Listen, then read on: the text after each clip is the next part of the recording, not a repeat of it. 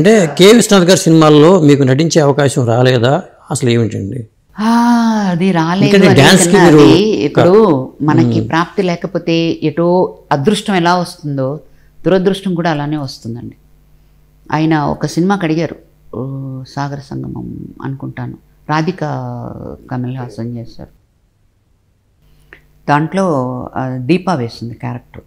దానికి అడిగారు. నేను అప్పటితో కమల్ హాసన్తో నేను ఆల్రెడీ మలయాళంలో 2 సినిమాలు చేస్తున్నా.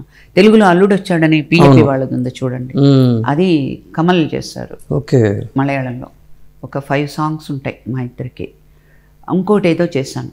ఇందులో మళ్ళీ అందులో హీరోయిన్గా చేసి మళ్ళీ ఇందులో సైడ్ క్యారెక్టర్ ఏంటి అంటే ఆయన అప్పటికీ కవర్ చేశారు.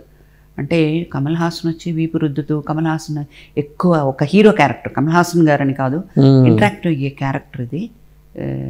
దీంతోనే వాళ్ళు ఇద్దరు ఇదవుతారు, నువ్వు చేయమనంటే కొంచెం నేను ఎందుకునో ఆయన పక్కన హీరోయిన్గా చేసి క్యారెక్టర్ అనేటప్పటికి ఆ తర్వాత అది చేయలే. ఆ తర్వాత ఆయనకి కోపం వచ్చి అవకాశం ఉన్నా పిలవలేదు. కానీ ఆయనతో నాకు ఎంత చాలా దగ్గర ఇవంటే, చెన్నైలో కూచిపూడి ఆర్ట్ అకాడమీ అని టీ నగర్లో ఉంది.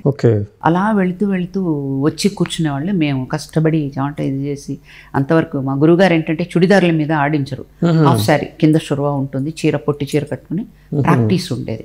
అలా చూస్తూ కూర్చునేవారండి ఆయన. నాకు అప్పుడు నిజంగా కళా తపస్వి అంటే, ఇప్పుడు మనకి బయట కనిపించి ఊరికే సినిమాలు తీసి నేను కళా తపస్విని అని అనుకోవడం కాదు, నిజంగా కళా తపస్వి.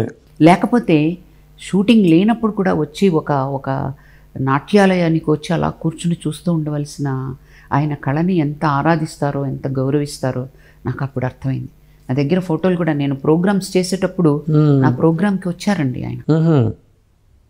కానీ అది వెలితిగా ఉంటుందిగా, ఆయనతో చేయలేకపోయిన వెలితి ఉంటుందిగా. కాదుగా, ఆ వెలితి ఉన్నా కూడాను యాజ్ ఎ డాన్సర్గా నన్ను పరిపూర్ణమైన నా మీద ఆయన ఆశీర్వాదం ఉంది.